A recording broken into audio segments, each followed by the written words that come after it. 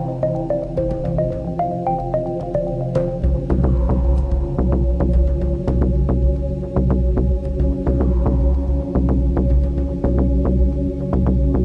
today we have a very exciting program for you all. Before we get started, I'd like to give you a little brief with respect to TIE and what we do. I'd like to know how many of you are coming to TIE for the first time? Wow, that means we have quite a few regulars here, which is very, very good. So you should give yourself a big applause for showing up for our events. TIE was founded about 23 years ago, right here in Silicon Valley, and we've come a long way. Today we are in 17 plus countries, 61 plus chapters, and the list continues to grow. And the goal with which we were started was to foster entrepreneurship, and we continue on that goal. As a result of what we have done, we have created several platforms for entrepreneurs, including the most recent one, TIE Launchpad, and you're going to hear from some of the TIE Launchpad CEOs who are here, and we're delighted to have them. We've also created TIE Angels, which has been very successful over the past 2.5 years with respect to the investments that they have made in fostering early stage companies, some of the mid stage companies. And then we have about 50 to 60 events such as this one throughout the year. We can't bring these types of programs to you without the ability to support these types of events, and our sponsors come in a very big way to help us out. In fact, we have a few in the audience today, including DLA Piper, IBM, and I don't think I see anyone else, but normally we have a few others as well in the pack.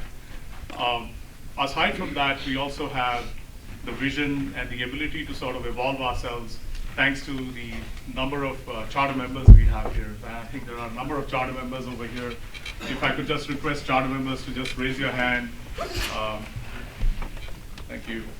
Our charter members actually help us define strategy and keep up with the times and evolve as the markets move. And it's a huge benefit for us because we depend on volunteers. This entire organization is built on volunteers. There's only 5 of us in the office, and in order to get a whole lot of things done, it's not physically possible. And we depend on our volunteers to give us that kind of support. Our biggest event is TIECon, which is coming up. This year, TIECon will be on May 16th and 17th. It will be again at the Santa Clara Convention Center. And we have Pradeep Madan, who is one of the conveners. He's all the way at the back over there. You'll see his name more often. We also have a number of our track chairs. I saw Ashok Krishnamurti earlier on. There he is. He's one of our chairs for the professional services track.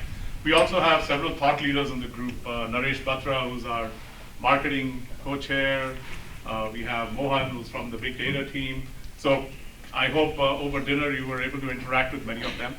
Highly encourage you to keep an eye out for TIECon related messages. We'll be announcing early birds and registration processes, and for those of you who haven't attended TIECon, it really is the biggest show for entrepreneurs worldwide. Last year we had close to 3,600 in the audience. We had over 50 countries that were represented. We had a phenomenal year with respect to the number of speakers, over 200 of them. Our sessions were extremely well attended last year. So we're trying to keep up with that particular benchmark that was set up last year. And we're very hopeful under the leadership of V.V. Jagdish and Pradeep and the rest of the chairs and the content team, we'll be able to deliver yet another very good show. So that's about TIE and TIECon. I don't want to steal Monica's thunder, but I would like to introduce Monica Hind, who is the program host for the evening. She's also the chair of the newly created TIE Leadership Network. Monica is the VP of Engineering in the CIO's office at IBM. And rather than steal her thunder about this evening and about herself, I'm going to invite her on stage and let her do the honors. Thank you. Monica. Thanks, Ramesh. I'm going to keep this very short. I wanted to take a few moments to tell you what this is about. So first off, welcome and thank you for coming. As you can see, we are sold out, and this is an amazing group of people that we pulled together. So I really appreciate everybody joining us. This is the first meeting we're having for the Leadership Network. And let me tell you a little bit about why we created this. I joined TIE as a charter member about 4 or 5 months ago. And one of the things I think that we could all benefit from would be to create an ecosystem where people can interact with peers as well as with mentors. That's something that I think is a vital part of an organization like TIE. And the thing that we could all benefit from is one-on-one discussions. So what we are attempting to do here is create workshop-like settings where we have people come to these forums. And basically, at the round tables, we have mentors seated at the tables. So please feel free after we have the panel discussion to move around different tables, meet with the mentors. They're assigned with the plaques at the tables, as well as to meet with the panelists, with your peers, ask all the basic questions. And we thought appropriately we would start this whole launching of this forum by pulling together a group of people who have just launched their companies and who have a lot of experience with the basic questions that entrepreneurs ask. When can I get funded, and when am I going to get a salary, and how do I do a term sheet, and will I get any money ever? So feel free to ask basic questions. We're going to make this into a chat-like session. It's not a formal panel. And then we will convene in roundtable networking. So I'd like to thank 2 people who have helped me really pull this together. It's taken a lot of effort to come up with the vision as well as to get this going. So first off, Kelsey, if you could raise your hand. Kelsey works at TIE, and she's been instrumental in sending out the emails, getting the arrangements done. Harini as well in the back there. I think she's busy. And Anupama, if you could stand for a minute. Thank you. Anupama works at IBM, and in her spare time, she's been helping me pull this together, so I appreciate that. Also, the mentors at the tables, if you could please stand for just a moment so people can recognize where you are. Don't be shy.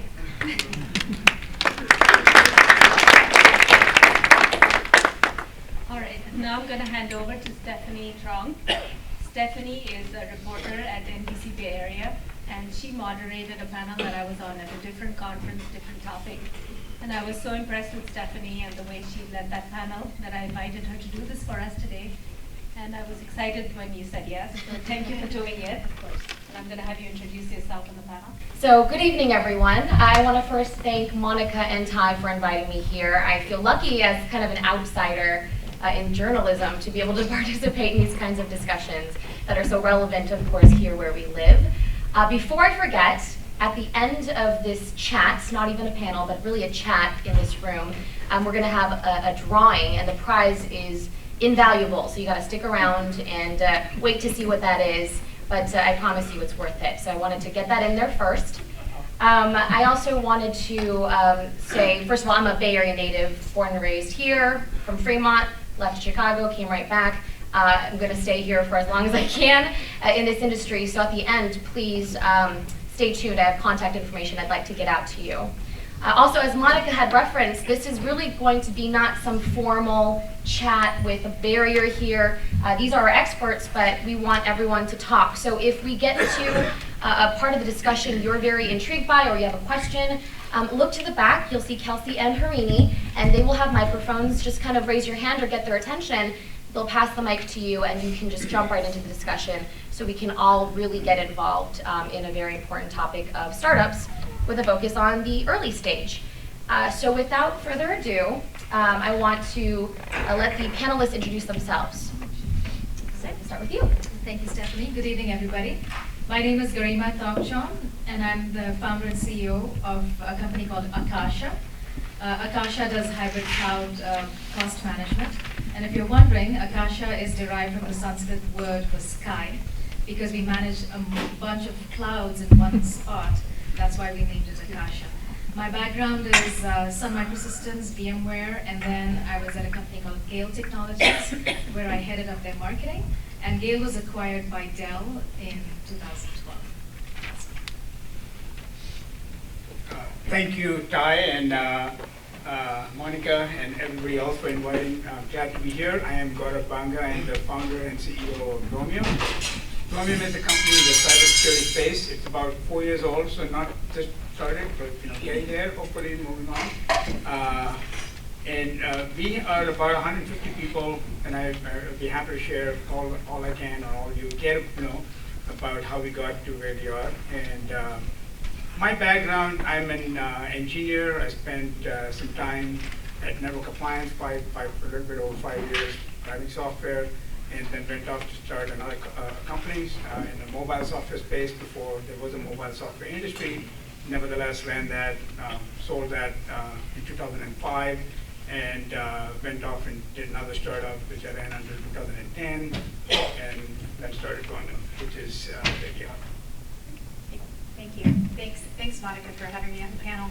My name is Sash Sankara. I'm the CEO and founder of a company called Rackware. Similar to Garima, we're in the cloud space. We specifically sell to enterprises. It's cloud management and automation. I think we're still early stage. We're about 5 years old, and we started off, I guess, in the dark days of 2008 when the economy wasn't doing too well. Fortunately, myself and my co-founders, this was our second startup, so we'd weathered bad times before. We're able to come up with some money, and we've done since then about 3 rounds of funding, and we're in revenue, yay, and we're continuing to grow. We're about 32 people across a couple of sites in the US as well as Pune, India. I'm happy to answer any and all questions, so looking forward to it. Hello everyone, Monica, thank you, and Ty, thanks for having me here. Really love Ty as an organization, been very involved both with TyCon and with TySF, so really happy to be here. And thanks for all of you guys actually coming out to listen to us. So my name is Sana Chaudhary. I'm the CEO and founder of YetiZen. YetiZen is the world's largest games community hub. So we have about 10,000 developers in our network and across 150 events that we do every 12 months or so. And it's all focused on helping game developers improve them on the business side of doing games. We also run a games accelerator. So what that is if you're familiar with incubators, an accelerator is later stages for post-product, post-traction companies looking to scale. We have about 150 mentors involved in that, a number of different VCs who are the hottest in the gaming space, a number of different strategics and also partnerships. Interesting thing about our accelerator is that we actually have something like 1,500 applicants in a given year, and we take about 16 to 20 companies to work with every year. So it's highly, highly competitive, and it's also very, very popular. So hopefully I can share things from my perspective. I function a little bit more on the scaling side of startups and less on the beginning, the start, but I'm going to think back to the days when we first got started, and happy to try and answer any questions there. Perfect. Okay. Before we launch this discussion, how are y'all feeling tonight? We have to get some energy pumping in this room. So let's see. How about representation? So we're in the South Bay right now, but how many of you guys are from San Francisco? Let's get a woo going. Right. East Bay? Oh, that's pretty good. Peninsula. I like that one. It was a woo. That was good. How many want to be in San Francisco? Yeah, how many want to be in San Francisco? Yeah, no. Yeah. And then, of course, South Bay. Thanks for the woos, guys. I appreciate it. So let's kick off. And I'm looking also at the people on the outer edges. Stay involved. Raise those hands. Okay, let's just stay involved in this conversation because I think it's so integral, obviously. Let's start off the first question with, everyone talks about entrepreneurship. We're in Silicon Valley, and I'm an entrepreneur. What does that mean? I'm the CEO of X, Y, and Z. But a lot of people can't make the leap either. We were talking about this a little bit before. So what was it for you that took you from going from a established company, to saying, you know what, I'm going to go for it. Let's do this thing. And feel free, anybody can start. So I'll start with that. I was bored out of my mind at a big company. that made me take the leap. And I took the leap in 2008, height of the recession. I decided to transplant myself from the East Coast to the West Coast, and wow, there's a recession out here, so what do I do? And then, made my way from that to running a very successful consulting company, and then on to what we're doing now. But that was really my reason. So to define that a little bit more, what happens at a big company is, they figured out their strategy, they figured out their like machine of how they're going to make money, right? And from there on out, it's basically incremental improvements. There's innovation, but it's really still based on very much of the competence structure that you've already built, the assets you may have already built, right? And for me, that was incredibly boring, right? I had been at a couple of really well-known companies, but just didn't find myself actually creating something new, creating great value, enjoying myself, moving at a fast pace, and doing things that would actually change the industry. And so I found my way to tech and to startups mainly for that reason, is that the big company life was just not for me. It was boring me and also killing a lot of my life force. I think I aged like 5 years and then 2 years ago. So true. So I'd say for me, and I'm not that much of a risk taker, so I guess it's, in a way it's surprising that I'm doing a startup. But for me, there were two things. One, I felt as if I collected enough of an expertise, along with an idea that seemed to make sense for this time. And two, I felt as if financially my family was secure enough that I could take this leap. They were two things, basically. First startup, like most of us, many of you, not most, but many of you, want to make more money, and you can, you get to see all these people around you, particularly the founders of whatever company you happen to be working on in Silicon Valley, and you look up at them and say, what did they do that I can't do? So it started off as a challenge. You make some money, it starts off, then you learn a startup shouldn't be really about making money. Fast forward, this startup really started from, okay, well, this is the problem I want to solve. The only way to solve it is to leave and start your own company and figure it out. Because, as Sana said, trying to bootstrap an idea within a company is just too hard. I mean, particularly when it has got nothing to do with the core business of what the company is incrementally trying to do. And financially, obviously, the first startup is when you get your basic grounding and all of that. Some people are fortunate enough that turns out to be a very, very big startup. Other people are, they sell the first startup early, too early. It was never designed for massive scaling, and then you learn a few things, and then sometimes your second startup or your third startup can be a really massive thing. So I agree with a lot of what you said. I've been at big companies. I've started my career at Hewlett Packard, and then I was at Brocade actually in the early days. And I went through the experience of trying to bootstrap something in a larger company, and it really isn't the same thing. I think for me, taking the risk was worth it. Not so much for the financial reward, but think about something of, you're starting something from scratch. It's really a whiteboard for you. And 4 years later, people are using it in production. There's no sense of gratification like that. It's an amazing feeling. And of course, we all want financial rewards. I mean, that makes sense. But I think the people that are motivated, the people you want on your team, are motivated outside of that. There is a certain passion that they drive. They care about the product, and they really care about the market and customers being satisfied. I think that's really, the people who end up making the leap. Perfect. And how many of you out there are aspiring entrepreneurs? Raise your hand. Raise them high because you're proud. There we go. Show that passion. Very good, yes. And how many are already in just maybe early stage startups? So good, a very good number. So can you relate to what they're saying about the catalyst for why they decided to? And we've got a question. Hi, this question is for Gaurav. How do you decide, or when do you decide to sell the startup? How do you know how long to keep it to make it profitable along the years? What is the turning point? So it's actually quite straightforward when it comes out to, you start with the why, right? So why? It just really helps solve a lot of questions. Why are you doing this? Like, who's your customer?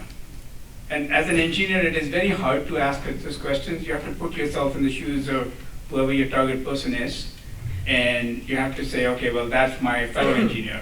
Well, then that itself tells you a lot. That's your target market and all of that. You could say, that's my kid, or that's the kid that is playing that game, or that's the person that, so you have to put yourself in the shoes of your customer, and you ask, like, why will they buy this new thing that doesn't exist, or this thing that I'm going to create, and has that changed? So if that hasn't changed, if that market has actually gone bigger, it has not crowded, the problem is still unsolved, then you keep working towards it, and you still have a hope, right? And it's a matter of looking inwards and saying, okay, how can I communicate better? How can I get my team motivated better? How can I get an investor to see it? Because this is growing. This is not, if it shrinks or goes away, that's the time when you say, or it gets too crowded, and say, okay, well, maybe it's time for me to give up and move on to the next one. Or if you realize that, I don't have a clue as to what that market is, then, you haven't really even started. Perfect. And I think we have another question. We'll get to that first before we move on. Hello. And if you could stand maybe and introduce yourself. Hello. Good evening. I have a simple question for you. How do you choose a co-founder? The audience is a person who has been burned by choosing a wrong co-founder. That's a great question that we were actually discussing earlier. Anyone want to pick that up? I mean, that's a really difficult decision. I mean, like you said, if you make a mistake, it's longstanding. And myself and my co-founder talk all the time. I said, it's a marriage. I mean, it really is. You can't. The divorce is going to be painful for one of you. So you really do have to understand who's going to complement you, and it's sort of understanding what are your strengths, but what are your areas of improvement? What are the holes that you have? And if you can find a co-founder that fills those gaps, that's going to really be the perfect marriage. And also understand you're going to have your ups and downs. I mean, that's the thing about a startup versus a bigger company. Bigger companies even, right? Startups, it's one day you're high, fly high, and then the next day it's all crashing, and you have to be able to keep yourself up, and that's kind of the team that you're trying to build. And I think one question I do want to kick back to you guys is, how many of you, what kind of backgrounds, right? So we were discussing that as well. How many of you have, say, an engineering background? And well, lots, right? Of course. How about sales? Some?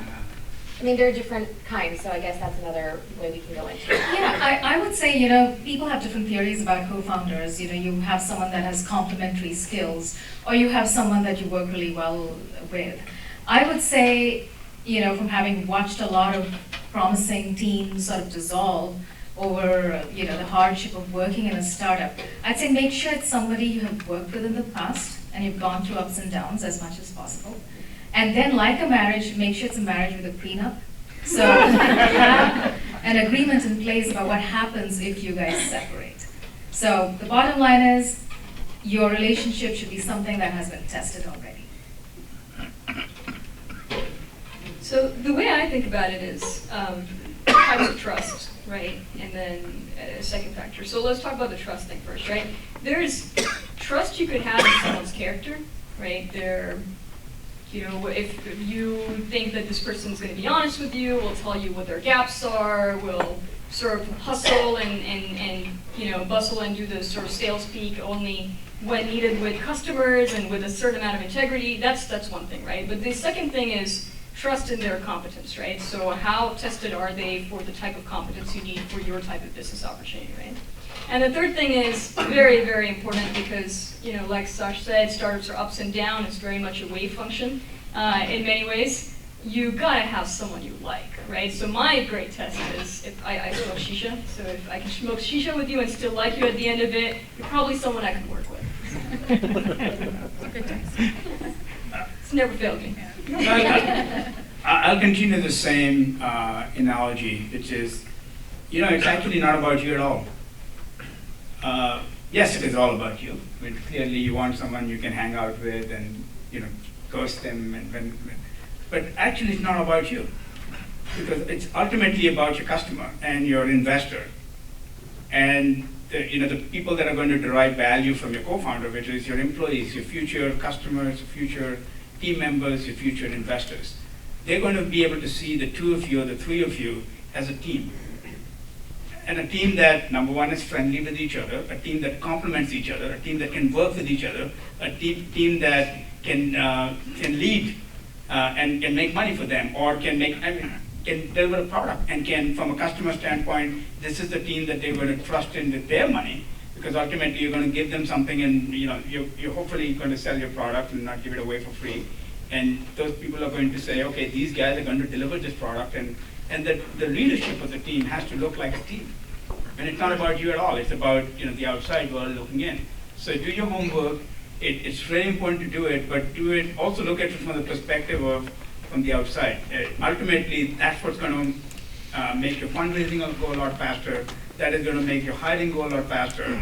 When you are in Europe and you have a customer blowout in Canada and you want someone to rush from headquarters, your co-founder should be like your right hand or your left hand or whatever it is. Go do it. And you have to be confident, and you should be able to trust that person that they can go off and do a job as good or even better than you. And then last but not least, when you find team members, and this goes for your co-founder too, you should look for people that are smarter than you in whatever field that they are experts in. Perfect, and we've got a question? Yes, I'm Stephen Keys with Breakfast Sotheby's in Palo Alto. How many of you use outside, non-involved people as mentors or advisors to help you think through the marriage question or timing or strategy? Since Ty has a lot of mentoring programs here available, do you recommend that as a way of helping you make good decisions? Thank you. Absolutely. Same here. I would say yes, full agreement. We had actually a third founder that wasn't a part of the company full time. He kind of helped the marriage. He kind of said, blessed it, and I think it was really important. So yes, we have 150 mentors in the Edison Accelerator. So we definitely believe in the value of mentorship and what it can help with. Typically though, like strategy, thinking through what's happening in the market knowledge, things like that. How to read certain types of customer feedback, what decisions we should make on that. Definitely go to the mentors for. I personally believe going to a mentor to help me figure out what that marriage with a co-founder should look like. If I have to do that, that's already a sign that somewhere inside me, I think something's not going to be okay with that co-founder. So I would not do that. That one thing I would not turn to mentors for. Just one more comment on mentors. I still use a lot of mentors and advisors for the company today. When we started off with 10 advisors to the company with different levels of expertise in sales and marketing and development and cloud, et cetera, we still use a lot of those mentors and advisors. And this, for me, this startup, this is the first time I've been a CEO. So a lot of things that I had to do were completely new to me. So I have a lot of CEOs that I talk to of bigger companies and smaller companies that help me out. And sometimes, I think the whole outside thing to looking in as far as a co-founder, sometimes you don't see yourself in the way, like you said, others see you. And I think that was the reason we used the advisors to sort of make that apparent. Perfect, one more question? Just a follow-up question to you guys. I know that some of you are founders and some of them have co-founders. I've just seen the list. I've been working on my product and I did not find a match, and I'm going to still keep looking. And I'm at the point where the product is launched and I'm not looking for co-founder anymore, maybe partners. And then one of the reasons I'm also looking for the partners and not co-founders, because you need to have a good team when you go in front of the audience or to the investors or to the advisors when they look at more of one person versus group of people. So when do we say like co-founder versus partners and move on? Because for me, I'm looking for more of a team. So.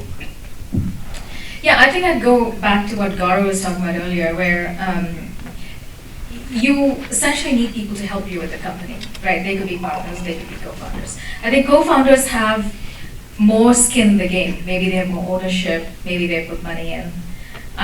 So in that sense, who your co-founder is makes a big difference to your investors and possibly to your future employees. Whereas who your executive team is probably doesn't make that much of a difference to your investors. So that would be my guidance to you about that. Look at what your investors would think, look at what your employees would think, look at whether you want this person to be with you for the long haul, so you give them that co-founder status. So those are some of the things to think about. We have one more question. Yeah, I think my name is Praveen Gupta, and I have had co-founders, and I recognize that many startups fail because of the differences among or between co-founders. So it's not about the marriage, it's not about the relationship, but how do you resolve differences? I think that makes a big difference. So how do you communicate and resolve differences? Otherwise, partnership break. So that's, I think, the core concept behind it. So I would love to hear from you. So I actually want to have a counter question. So I'm one of those people who has a very hard time with broad hypotheticals, right? So differences between co-founders can be a lot of different things, right? So is there something specific in your mind that's been a problem, or like, a set of types of No, I problems? don't have any specific thing. I just recognize sometimes co-founders can split on a very simple, trivial thing, and some kind of pretty major technical decisions. So I think the issue is, when you build a relationship with the co-founders, how do you decide, how do you deal with the differences between two co-founders? Well, I can talk to our example, myself and Todd Matters, he's my co-founder at Rapware. And, through the 5 years, we've been through many, many differences, many, many issues.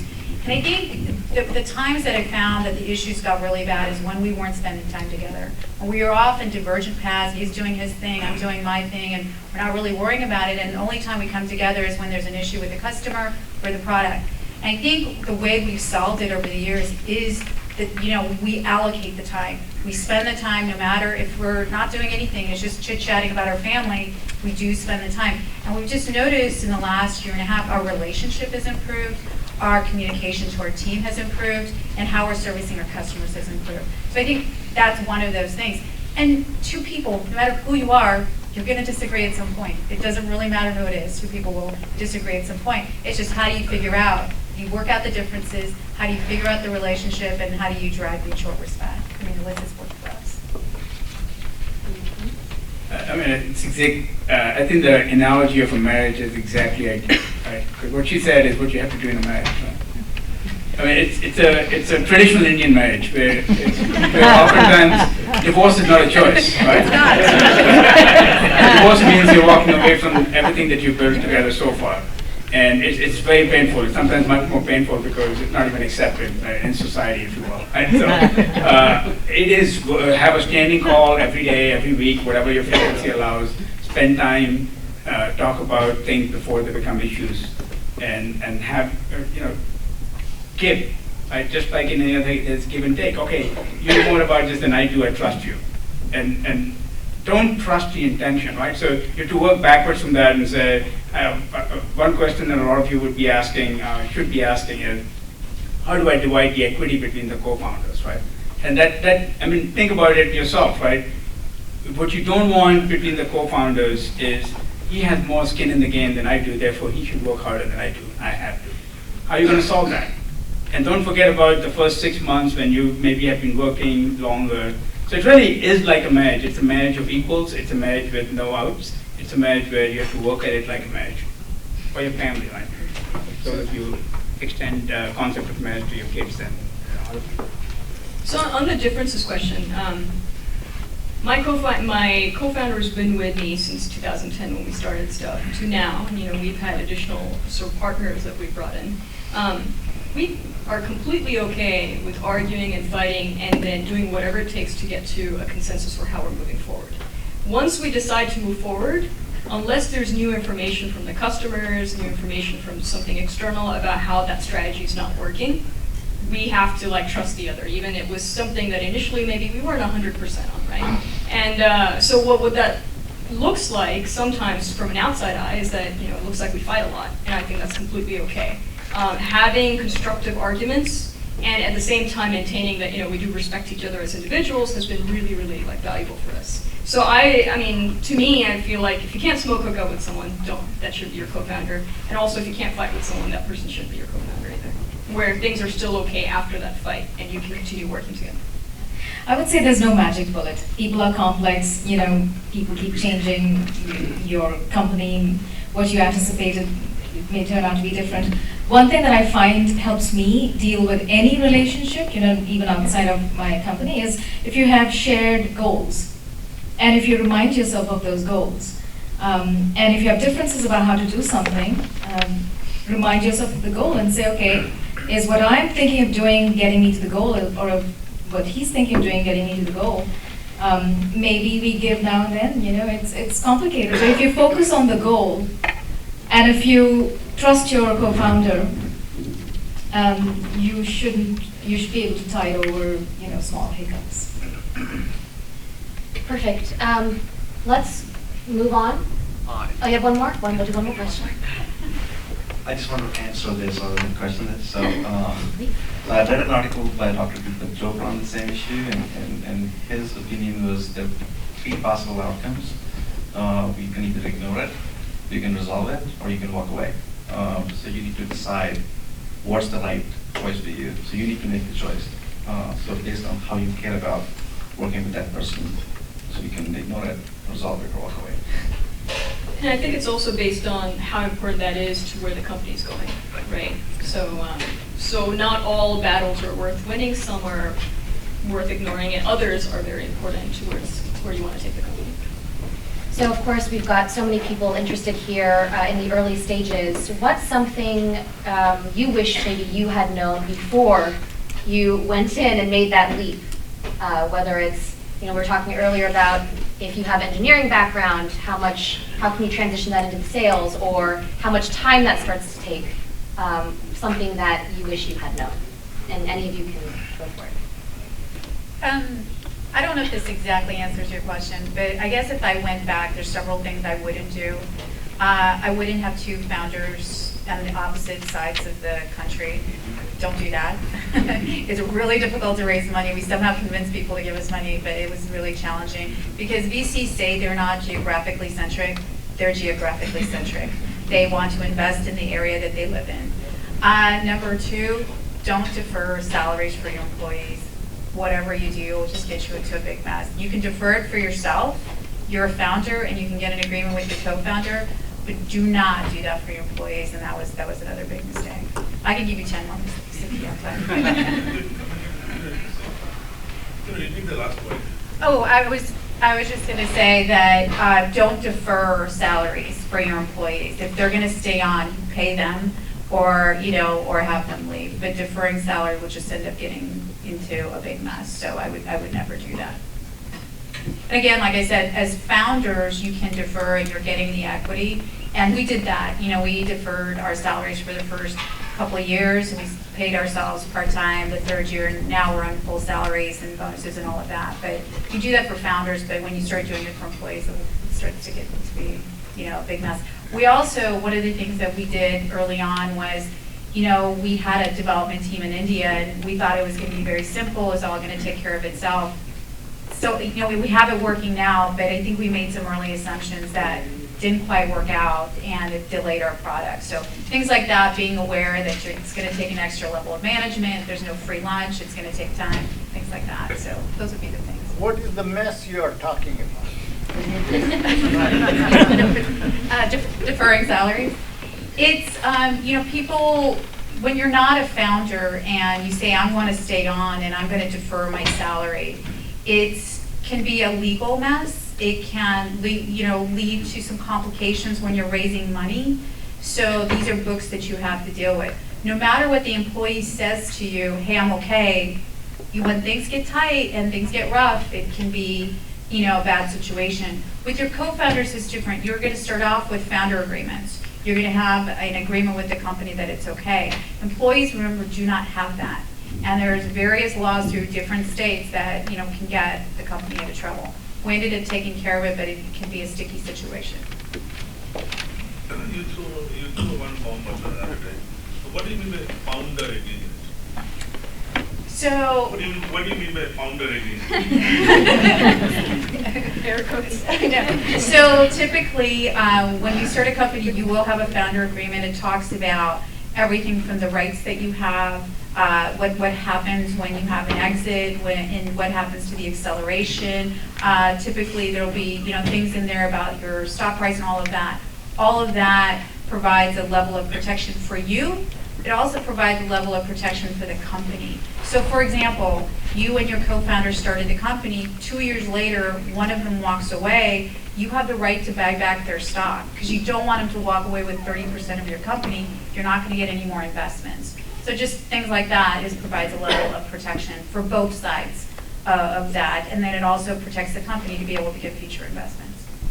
I want to interject really fast. I love the participation, but just in the interest of letting everyone hear your question, remember Harini and Kelsey are in the back, so you can always raise your hand and they'll go to you.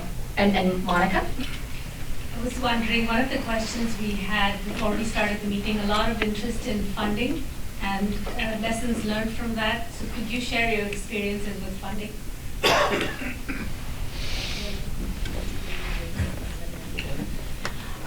Like I gave you one already. It was the founders and understand what your VCs are sensitive to.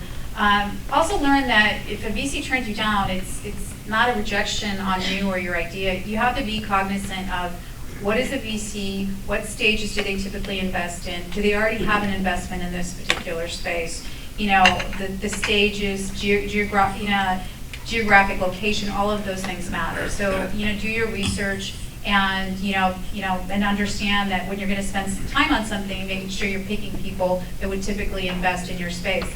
I've also had other companies that I've worked with use firms to do introductions to VCs.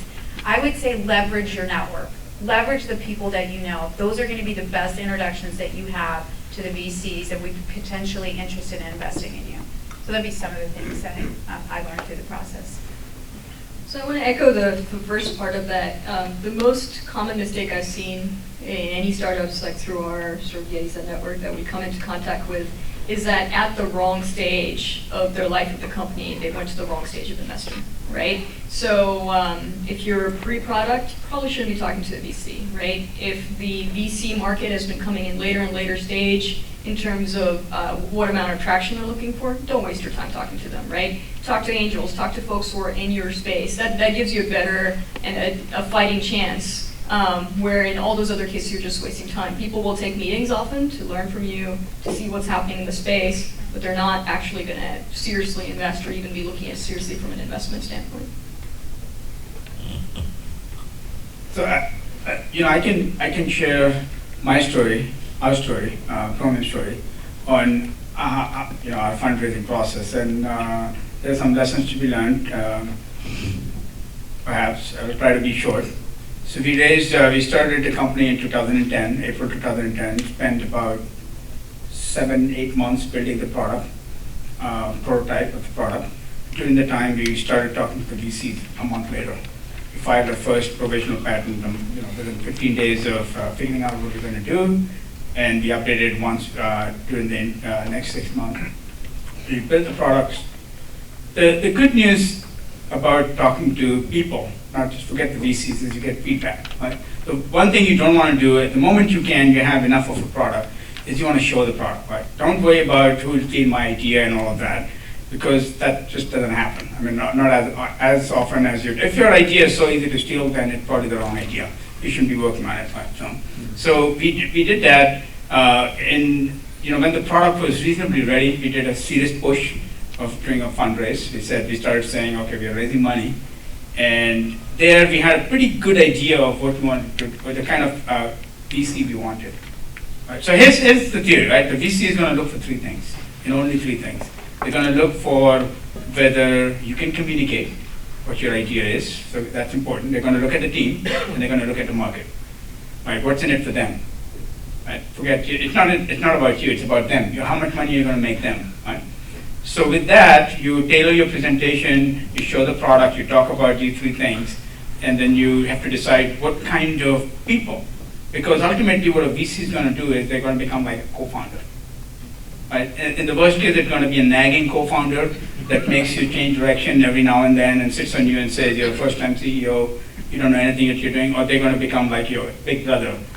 So who do you want your big brother to be? Right. So we decided it's going to be a CEO founder of the past, successful guy, right, or dame, and we're going to go with people with the kind of pedigree who've been in your shoes before, who built something big. So that was the requirement. And you're up front and central about it. You talk to them the same way that you would talk to a big brother, right? And so we raised the Series A, closed the round out in January of 2011, and almost immediately there was a lot of interest in cybersecurity, so we closed the Series B round preemptively. Somebody came along in November 2011, same year. The first one was $9.25 million, so it was good enough to start paying everybody's salaries and then some. And the second one was almost $26.5 million. So that was our story. And we used these 2 funds to really do 2 things. Number one, build a product, and prove or start beginning to prove a stable business model. And when those are the, in some senses, those are the two things that you're going to have to do in the last phase, which is scaling up your business model. And that's you go ahead and do around at that time. That's when you start scaling your business model. I think you have to be efficient. Personally, I think you have to be very efficient about your capital raise, because ultimately every one of your VCs doesn't want you to have raised a lot of capital. They want you to have raised just the right amount of capital, and no less, no more. So you can raise the Series A as soon as you have enough of a product ready. You should never stop raising your Series A. You have to learn how to sell your product to your investors. It takes a while, but that's basically what our journey was, and it was worked out really quite well. So I would say approach funding like you approach customers. Just like you profile customers and think about what you're going to say to them. You know, your message should be something that resonates with them. Similarly, profile your investors. The investment community is really varied and wide, and there are people who invest in seed, there are people who are angel investors, there are people who are large VCs, and they may be in different stages of their own investment. So some may be interested in investing in mobile, and there are others who may be interested in investing in cloud. So assuming you have everything in place, I mean, one thing is never go early to an investor, otherwise you create a perception of, oh, those guys are not ready, or their idea is not that good. So assuming you have your product, your idea is sound, it's been validated, the team looks sound, perhaps you have some customer traction already that you can point to and say, hey, my product works. Then talk to your network. It's really the network that will bring the VCs or the investors to you. It's all about credibility, because people are so careful about where they put their money. So unless you have big, huge names in your founding team, if you're an early stage startup or an early founder, then you really need to have all the ducks in a row, talk to your network, profile the investors, and go to the right ones and kill that conversation. So that would be my approach. I'll just make one more point. I mean, life doesn't end after you do the round. To his point, you have a board that's going to either be a pain, or is it going to be a real support structure for you? And for us with this company, it's been great because we found two investors that had clearly had aligned objectives to us, and it's been a tremendous experience. And it's night and day if it's the opposite. So just keep that in mind, that the goal isn't to raise money, the goal is to build a successful company. Perfect, and we've got a couple questions. We'll start with the gentleman right here. So it's a bit of a poll question, and I guess if you're not allowed to sort of legally, answer this in public, then maybe in broad generalities.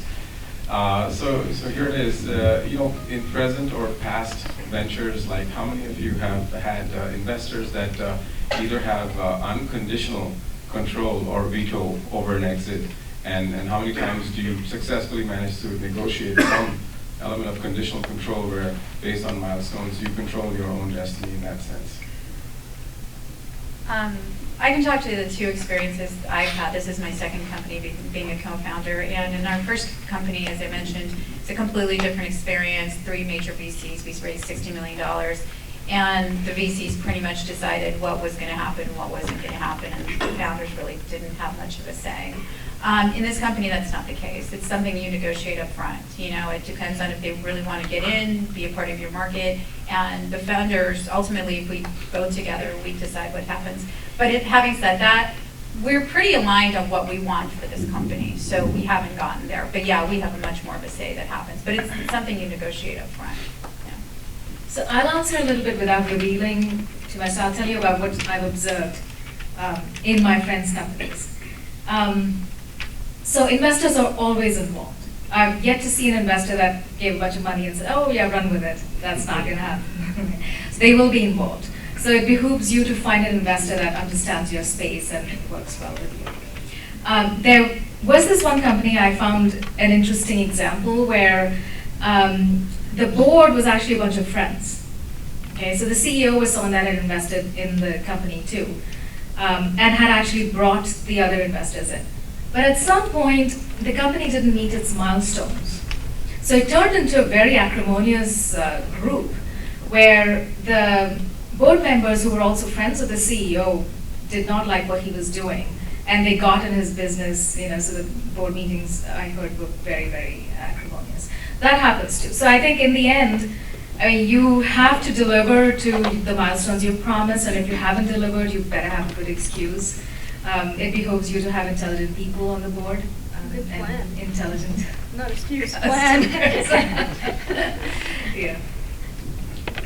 We have a question. So if you're building a venture-backed company, proper VC-backed company, almost all VCs that I know of, actually I don't know of any VC that's not looking for a good high probability of an IPO, a public offering, or a massive transaction, which is equivalent to a public offering. So you work backwards from that. A VC will be out either at the public offering, or some of them later stage VCs shortly thereafter, unless you are going to be a well-oiled, very low risk, high growth public company investment. They might keep on forever. It also happens. But that's pretty much what the outcome is, and that's the outcome they expect. Because if they didn't expect that kind of an outcome, their whole VC model would start breaking down. So if you work backwards on that, in my experience at least, we don't discuss exit strategies. We know that's the exit strategy. We know that's the exit. And you sort of have to look at it, work backwards from how a public company operates. Public company operates by shareholders, right? I mean, you have shareholder rights and you have a voting rights agreement, and they can all be negotiated. There are some good standards that are entrepreneur friendly. There are VCs that are known to be entrepreneur friendly. Over the course of the last 10 years, Silicon Valley has become a lot more entrepreneur friendly than it has ever been before. So that was maybe part of what your experience was also. That was my experience. They used to fight tooth and nail over certain things that now are just a given in terms of how you're going to run the company. And you should also think about, if you're screwing the company up, think of yourself not as a founder CEO or a founder CTO, whatever you might be. Think of yourself as an investor. At that point of time, it is in your good interest that you step aside and somebody else takes the job of running the company.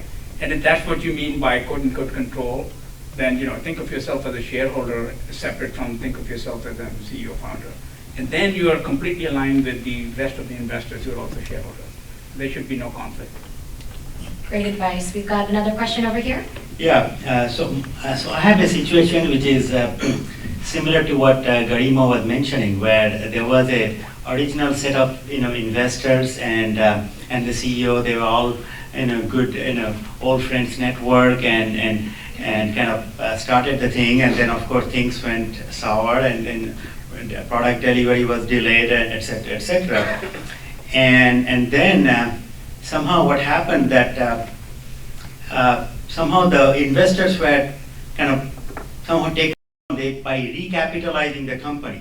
So I wanted to kind of, if any one of you have any experience of kind of restarting the same thing, but without completely going, closing the thing, they somehow recapitalize the company, bringing in new investors, whereas, original investors which had the controlling interest, they were sort of, minimized or whatever. So since we are talking about financing, etc., how that, any experience on handling that type of situation, and should I be worrying about something like that, because when the CEO did that, original CEO did stay on, but somehow recapitalizing the company and bringing in additional investors, so he maintained the control of the company. Any thoughts on that? So, like Gaurav was saying, sometimes you have to bite the bullet, right? You have to say, okay, this is not working. And it's pretty common for early investors to be wiped out if the company didn't do as well as they thought it would. There are investors that specialize in recaps, so they have their own mechanisms of making sure they get a good deal. I know of one company that just went through a recap, and the original founder, who was the CEO for a brief period of time, actually stepped aside, and they brought in a pretty experienced CEO who's shaking things up. Now, if you think about this co-founder's state, I gather from your question, control is something that's important to you. This founder actually gave up control so that the company can survive or can do the best it can possibly do under the situation. So it's a difficult thing. I mean, if you're starting a company with the intention of trying to keep control, there are two types of founders. There's the kings, and then there are the business people. So if you're starting a company because you want to be the king, then it's going to be really, really hard. Whereas if you're a pragmatic business person, you will know when it's time to step aside. Yeah, and I think even for early stage companies, like those not in the recapitalization conversation, but those who are just getting started, if you're deciding you want to be an entrepreneur, you got to ask yourself a question: what type of entrepreneur will that be? Do you want to be a wealth entrepreneur, or do you want to be a control entrepreneur, right? And a control entrepreneur, it's important that they basically keep as much control of the cap table as possible so they can direct the futures of the company. A wealth entrepreneur is completely okay with, at a certain time in the life of the company, when you've gotten large enough, you've scaled enough, it makes sense for someone else to be coming in to take your role. You're okay with stepping away because what's more important to you is the wealth you've created and that company surviving and having a good outcome and you getting a better result from that. So if that's a common thing that I guess one of the questions was, things that founders should like reflect on and ask themselves before they get started, and that's a very important one. You got to know that in day one, because the answer to that will affect what types of partnerships and investors and everyone else you sort of agree to, and it also like affects just how you're thinking about your overall entrepreneurial life. Will you be a serial entrepreneur? Will be doing other companies after this? What will that look like? What exit outcome is okay for you? What type of number that is? It all flows from that first, thought, like what type of entrepreneur do you plan to be? Perfect. So we're going to wrap things up as we get into structured networking so you guys can talk amongst yourselves and, of course, approach our panelists one-on-one. Before we do wrap up, let's bring this full circle. Monica had said something in the beginning. When can you expect as a founder to draw some money out of it? When can you actually get paid for your passion? And if you want to just kind of, no one has a crystal ball, but, ballpark it. For us, as I mentioned, we didn't draw a salary for the first couple of years, and then we drew, partial salaries on the third year, and then now we're in the fourth and fifth year where we have full salaries. So, and I think employees appreciate that we're sacrificing as much as others, and I think the investors appreciated that. So, but it's different in every case. We wanted to save the money, we wanted to build a product, and we're building an enterprise product, so it just took a lot more development than expected. Perfect. Any other comments about that? Well, an easy level or threshold would be Series A. If you raise Series A, you should feel comfortable paying yourself a salary. And if you're still in seed, then, it depends on, it's quite complicated. So, contrary to some of the Silicon Valley advice, I believe you should figure out how to be making revenue as soon as possible. And lots of companies fail because founders don't pay themselves. And then they have issues, right? Like, a founder not paying themselves, the wife is saying, when you're quitting this thing, go back to the higher paying job. You name it, right? Everyone has different types of life situations, but starving is never the best state of mind to build a company in. Great advice. Gaurav, did you want to add anything to that? I would echo what you just said. You can't starve yourself. You can't starve anybody, right? So you have to decide. And this is not just about paying your first employee, your second employee, or yourself, or whatever. It's about, you got to think about your compensation philosophy. You want people to be a little, maybe at market, maybe a little above market, below market. Figure it out. You can build a great company either way, right? It's just your style. How do you like to be, right? If you want to have, very fast growth, and you don't want to get into finding the guy and losing the guy just because his wife doesn't let him leave or his husband doesn't let her leave or whatever it is, then go for the below market thing. In our personal experience, we pay at market, whatever it is, and we have operations in 2 continents, so we have to pay at market differently in here and in Europe. And then also, at some point of time, you got to realize that people want to share in the reward. So when you have revenue, you give bonuses, because ultimately you're going to become a public company where you know how the comp structure works. And nobody's going to work and not worry about their personal finances. In fact, it's your job to make their personal finances such that they don't worry about it. They come to work and work 48 hours a day if they are. Is that possible? And make the company successful. Perfect. And then really quickly, we've got the raffle drawing. I hope you all put your business cards in here. The prize is, and I think it's appropriate just for each of our panelists to actually choose, 4 winners will each get time 1 hour with one of the panelists. And that way you can really ask all those questions and maybe get deeper into that conversation, really dive right in. So we'll start with you first. No, oh, not today. Okay, right here. So, plenty of time to network and then go home and, happy wife, happy life. She's probably waiting, and husbands. And so, later, a time and location of your choosing. Oh, you want to the microphone, maybe. Okay, so this is Advice Hub, Sanjay Yadgirkar. All right.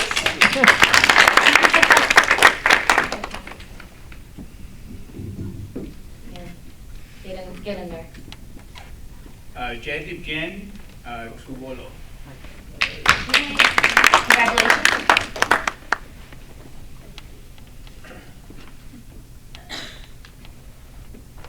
Anand Verma, Jenu.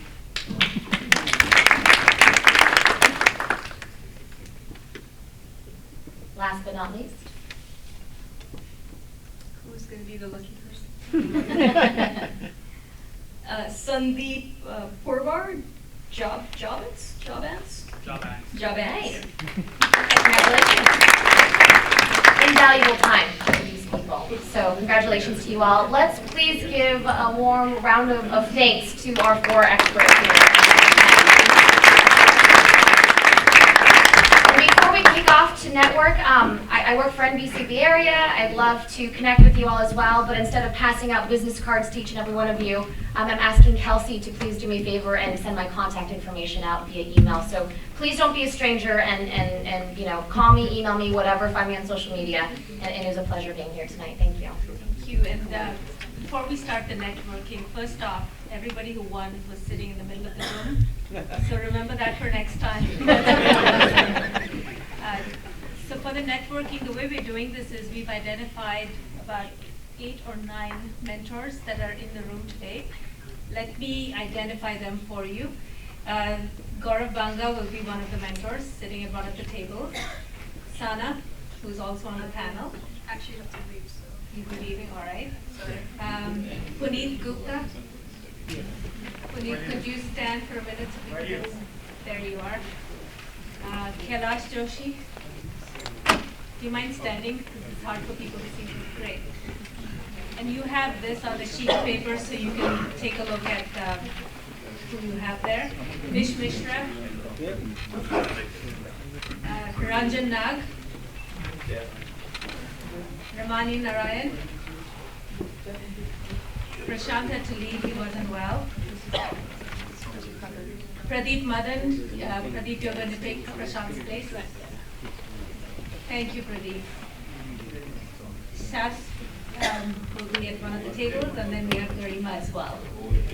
So, starting now, you can feel free to seat yourself at any of the tables. Feel free to move around, introduce yourself to people, and as you have questions, this is more free form. So hopefully everyone can see that. Thank you.